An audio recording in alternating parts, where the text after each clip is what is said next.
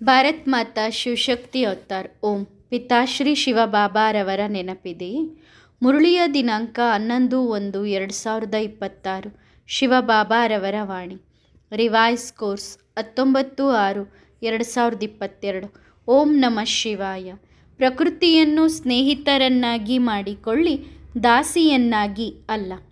ಮಕ್ಕಳನ್ನು ಕರ್ಮೇಂದ್ರಿಯ ಜಿತ್, ಸ್ವರಾಜ್ಯ ಅಧಿಕಾರಿ ಹಾಗೂ ವಿಶ್ವರಾಜ್ಯ ಅಧಿಕಾರಿಯನ್ನಾಗಿ ಮಾಡುವಂತಹ ಮಕ್ಕಳ ನನ್ನದು ನಿನ್ನದು ಎಂಬ ಸಂಸ್ಕಾರವನ್ನು ಅಳಿಸಿ ಒಂದಾಗಿ ಮಾಡುವಂತಹ ಪರಿವರ್ತನೆಯ ಪರ್ವತದ ಕೆಳಗೆ ಮಾಯೆಯ ಬಿಸಿಲಿನಿಂದ ಸುರಕ್ಷಿತವಾಗಿ ಇಡುವಂತಹ, ಸದಾ ಜೊತೆ ನಿಭಾಯಿಸುವ ವಾಗ್ದಾನ ಮಾಡುವಂತಹ ಸತ್ಯ ಶಿಕ್ಷಕ ಶಿವಬಾಬಾ ಮಾತನಾಡುತ್ತಾರೆ.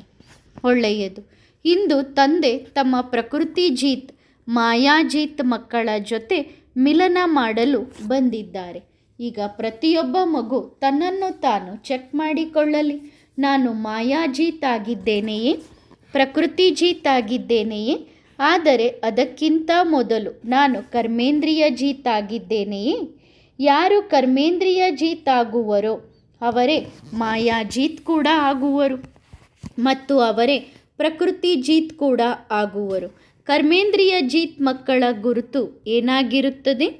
ಯಾರು ಸ್ವಯಂ ಮಾಲೀಕರಲ್ಲವೋ ಅವರು ವಿಶ್ವದ ಮಾಲೀಕರಾಗಿ ಹೇಗೆ ಆಗುವರು? ಯಾರು ಸ್ವಯಂ ರಾಜರಲ್ಲವೋ ಅವರು ವಿಶ್ವದ ರಾಜರಾಗಿ ಹೇಗೆ ಆಗುವರು? ಎಲ್ಲರೂ ಇದ್ದೀರಾ? ಸ್ವರಾಜ್ಯ ಅಧಿಕಾರಿಗಳು ಎಲ್ಲ ಮಕ್ಕಳು ಆಗಿದ್ದೀರಾ? ಆಗಿರುವುದಂತೂ ಎಲ್ಲರೂ ಆಗಿದ್ದಾರೆ, ಆದರೆ ಪರ್ಸೆಂಟೇಜ್ನಲ್ಲಿದ್ದಾರೆ. ಒಂದು ವೇಳೆ ಎಲ್ಲರೂ ಇದ್ದರೆ ಅವರು ತಂದೆಗೆ ಒಂದು ಕೈಯ ಚಪ್ಪಾಳೆ ತೋರಿಸಿ. ಇಲ್ಲ ಅಲ್ಲವೇ? ಒಳ್ಳೆಯದು. ಯಾರು ಆಗಬೇಕಿದೆಯೋ ಅವರು ಒಂದು ಕೈಯ ಚಪ್ಪಾಳೆ ತೋರಿಸಿ. ಯಾರು ಆಗಬೇಕಿದೆಯೋ ಅವರು ಆಗಬೇಕಿದೆ ಅಲ್ಲವೇ? ಯಾರು ಆಗಿದ್ದಾರೆಯೋ ಅವರು ಸಹ ಒಂದು ಕೈಯ ಚಪ್ಪಾಳೆ ತೋರಿಸಿ. ಸ್ವರಾಜ್ಯ ಅಧಿಕಾರಿ ಆಗಿದ್ದೀರಾ? ಸ್ವರಾಜ್ಯ ಅಧಿಕಾರಿ ಆಗುವುದು ಎಂದರೆ ತಮ್ಮ ಮೇಲೆ ಶಾಸನ ಮಾಡುವುದು, ತಮ್ಮ ಕರ್ಮೇಂದ್ರಿಯಗಳನ್ನು ಕಂಟ್ರೋಲ್ನಲ್ಲಿ ಇಟ್ಟುಕೊಳ್ಳುವುದು. ಒಂದು ಗಳಿಗೆಯೂ ಬುದ್ಧಿಯಿಂದ ತಂದೆಯ ನೆನಪು ಹೋಗಬಾರದು. ಸ್ವರಾಜ್ಯ ಅಧಿಕಾರಿ ಆಗುವುದು ಎಂದರೆ ನಾನು ಬಯಸಿದ್ದು ತಂದೆಯ ಶ್ರೀಮತದ ಅನುಸಾರ ನನ್ನ ಕರ್ಮೇಂದ್ರಿಯಗಳು ನನ್ನ ಕಂಟ್ರೋಲ್ನಲ್ಲಿ ಇರಬೇಕು.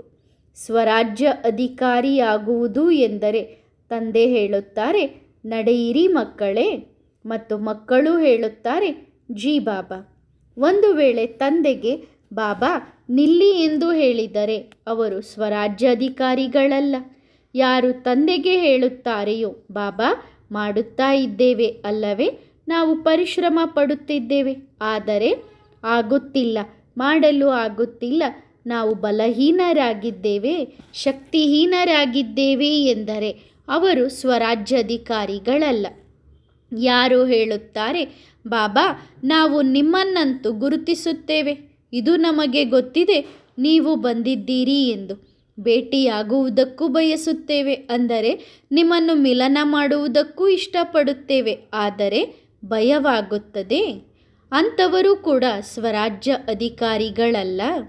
ಈಗ ನಿಮ್ಮನ್ನು ನೀವು ಚೆಕ್ ಮಾಡಿಕೊಳ್ಳಿರಿ. ನೀವು ಸ್ವರಾಜ್ಯ ಅಧಿಕಾರಿಯೇ? ವಿಶ್ವರಾಜ್ಯ ಅಧಿಕಾರಿ ಆಗುವರು. ಏಕೆಂದರೆ ಬರುವ ಸಮಯದಲ್ಲಿ ತಂದೆಯ ಜೊತೆಗೆ ನೀವು ಮಕ್ಕಳ ಪ್ರತ್ಯಕ್ಷತೆಯ ನಗಾರಿ ಕೂಡ ಮೊಳಗಲಿದೆ. ಅವರದ್ದಲ್ಲ. ಯಾರು ತಂದೆಯ ಜೊತೆಗಂತೂ ಇದ್ದಾರೆ, ಆದರೆ ಅಡಗಿ ಇದ್ದಾರೆ, ಅಂದರೆ ಬಾಬಾ ನಿಮ್ಮ ಜೊತೆಗಿದ್ದೀವಿ, ಆದರೆ ನಾವು ಪ್ರತ್ಯಕ್ಷ ಆಗೋದಿಲ್ಲ, ಕದ್ದು ಮುಚ್ಚಿ ಇರ್ತೀವಿ ಅಂತ ಹೇಳುವಂಥವರು ಇದ್ದಾರೆ. ಹೇಗೆ ಈಗ ಅಡಗಿಕೊಂಡಿದ್ದಾರೆ, ಪ್ರತ್ಯಕ್ಷವಾಗಿ ಕಾಣಿಸಿಕೊಳ್ಳಲು ಬಯಸುವುದಿಲ್ಲವೋ ಅವರು ಪ್ರತ್ಯಕ್ಷ ಹೇಗೆ ಆಗುವರು? ಅವರು ಅಲ್ಲಿಯೂ ಅಡಗಿಕೊಳ್ಳುವರು ಮತ್ತು ತಂದೆಯ ಜೊತೆಗಿದ್ದಾರೆ, ಅಲ್ಲಿಯೂ ಅಡಗಿಕೊಳ್ಳುವರು, ಅಲ್ಲಿಯೂ ಪ್ರತ್ಯಕ್ಷ ಆಗುವುದಿಲ್ಲ.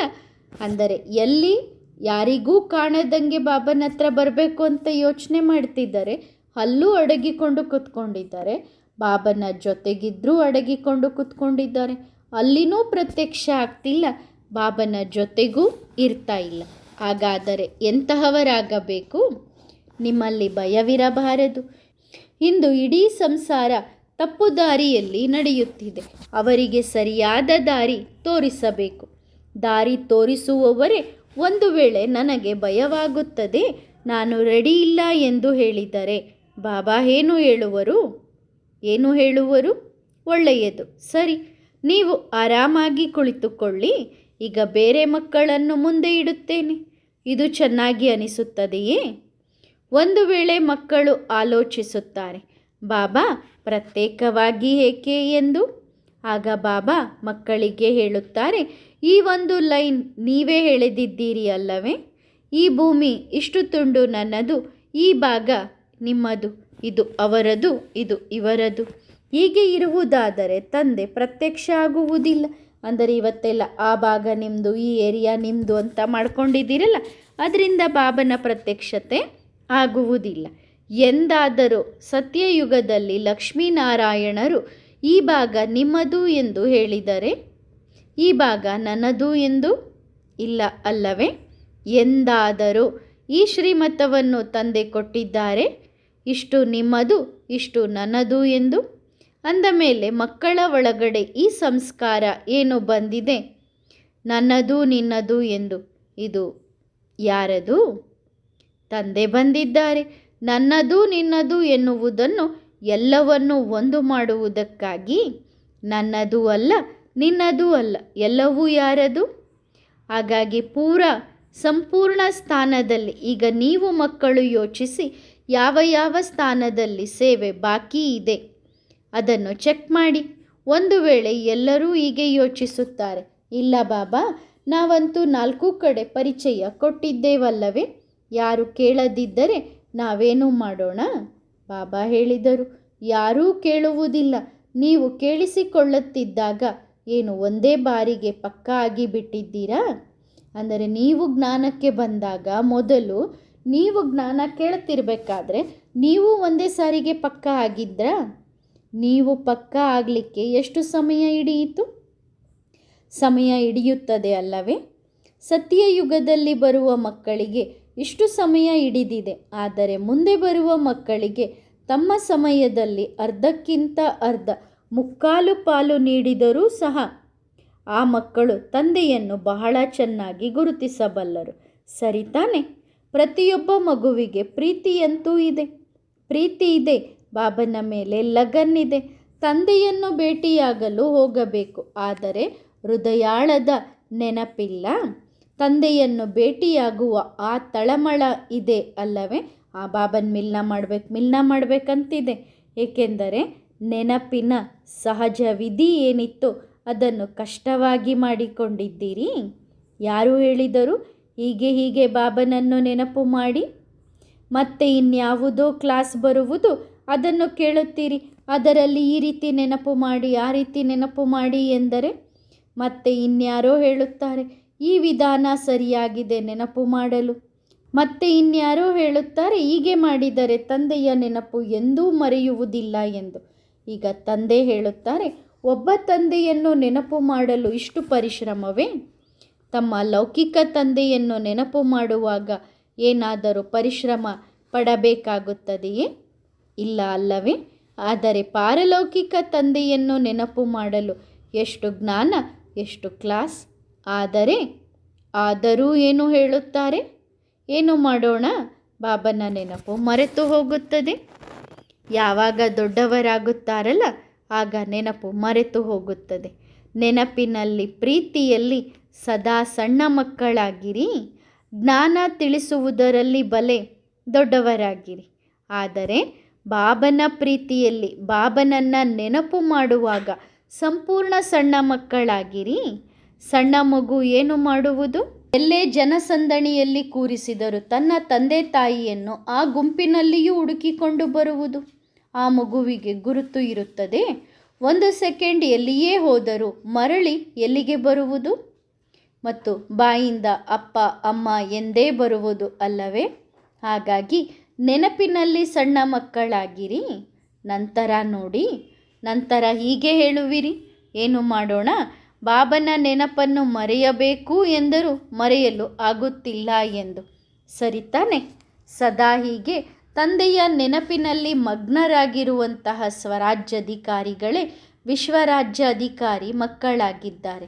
ಕರ್ಮೇಂದ್ರಿಯಗಳ ಮೇಲೆ ವಿಜಯ ಪ್ರಾಪ್ತಿ ಮಾಡಿಕೊಳ್ಳುವಂತಹ, ಪ್ರಕೃತಿ ಜೀತಾಗುವಂತಹ ಮಾಯೆಯನ್ನು ದಾಸಿಯನ್ನಲ್ಲ ಸ್ನೇಹಿತನನ್ನಾಗಿ ಮಾಡಿಕೊಳ್ಳುವಂತಹ ಏನೋ ದಾಸಿಯಲ್ಲ.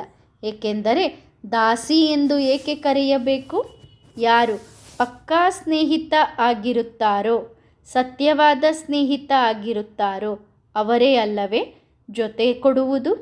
ಹಾಗಾಗಿ ಇಂದಿನಿಂದ ಪ್ರಕೃತಿ ನಿಮಗೆ ದಾಸಿಯಲ್ಲ, ಏನಾಗಿದೆ?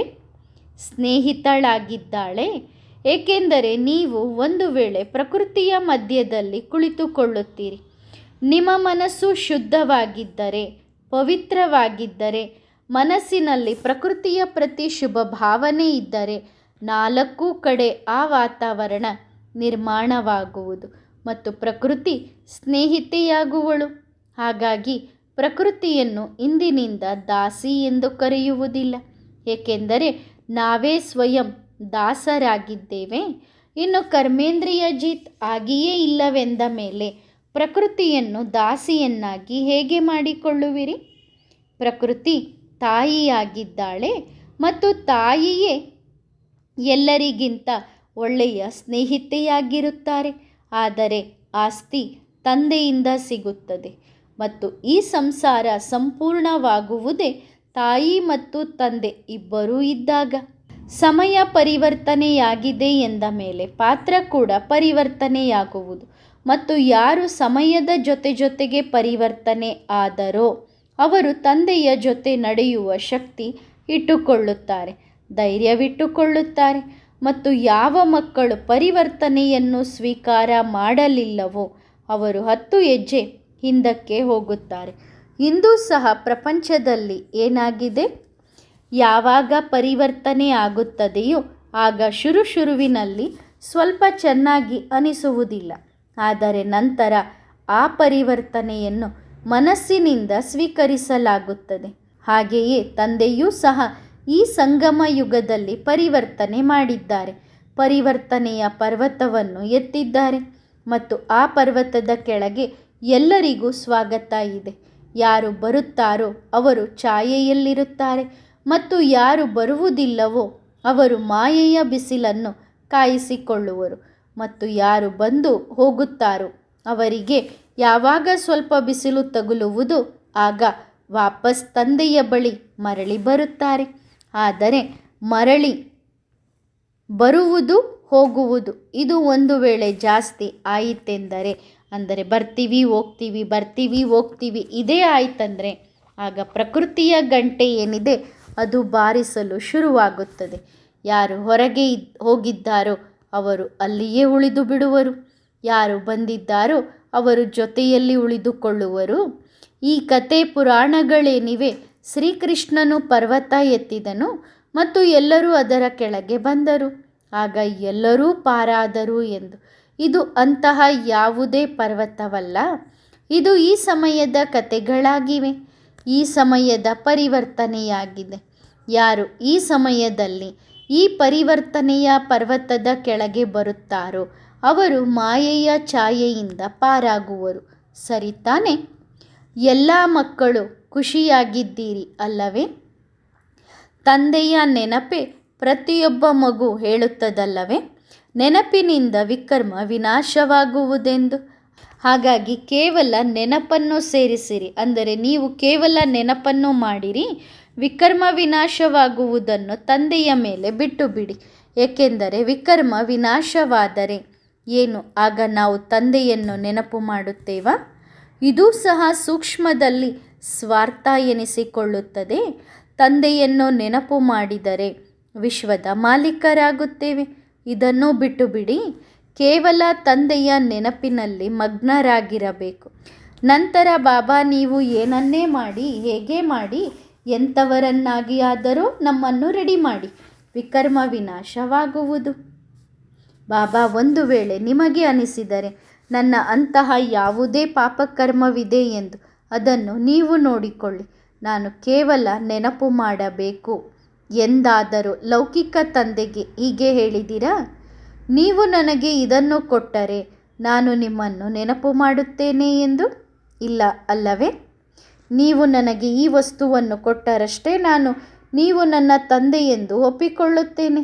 ಇಲ್ಲದಿದ್ದರೆ ನಾನು ನಿಮ್ಮನ್ನು ತಂದೆ ಎಂದು ಸ್ವೀಕರಿಸುವುದಿಲ್ಲ ಎಂದೂ ಹೇಳಲಿಲ್ಲವಲ್ಲವೇ? ಆದರೆ ತಂದೆಯ ಮುಂದೆ ದೊಡ್ಡ ಮಾರ್ಜಿನ್ ಇಡುತ್ತೀರಿ. ಬಾಬಾ, ನೀವು ನನ್ನ ಮನಸ್ಸಿನ ಆ ಸಂಕಲ್ಪವನ್ನು ಹೇಳಿಬಿಡಿ. ಒಂದು ಸಾರಿ ನನ್ನ ಮನಸ್ಸಿನಲ್ಲೇನಿದೆ ಎನ್ನುವುದನ್ನು ನೀವು ಹೇಳಿ. ನಾನು ನಿಮ್ಮ ಮೇಲೆ ಪಕ್ಕಾ ನಿಶ್ಚಯ ಮಾಡಿಕೊಳ್ಳುತ್ತೇನೆ. ಹೌದು, ನೀವು 3ನೇ ರಥವನ್ನು ತೆಗೆದುಕೊಂಡಿದ್ದೀರಿ ಎಂದು ಒಪ್ಪಿಕೊಳ್ಳುತ್ತೇನೆ.